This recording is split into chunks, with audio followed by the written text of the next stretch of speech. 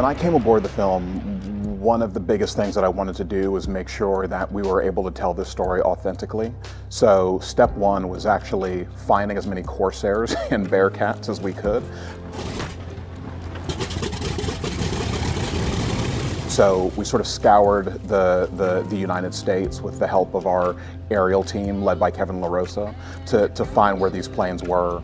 And we brought them all together, got them painted for VF-32, and we knew now that we had a chunk of the squadron that we could actually shoot in camera for real, which was very exciting.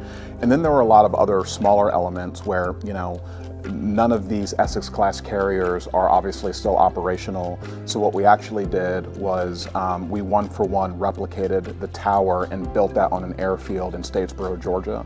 That way, we had this real location that was really affected by weather and light. We could park real Corsairs in front of it, and it really gave you the experience of being on the ship, even though we were miles off into the woods. So much of what we were trying to do in this process was just to make it feel real, make it feel like you were really there with Jesse and Tom in 1950.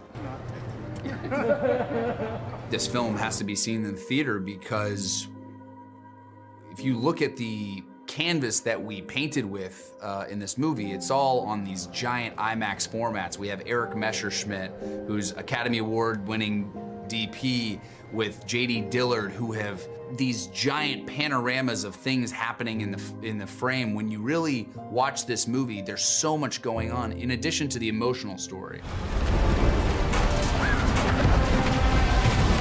All the nuance there. You have these epic set pieces. We're pulling warbirds from around the world that have never been seen on film.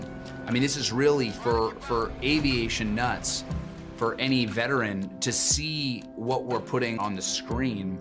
It's never been done before. So for me, it's just a really exciting thing. And audiences, if you want to experience this movie and experience it correctly, mounting IMAX cameras on warbirds and doing everything that we're doing in this film, you'd be doing yourself a disservice to not be watching it on the biggest format you possibly can.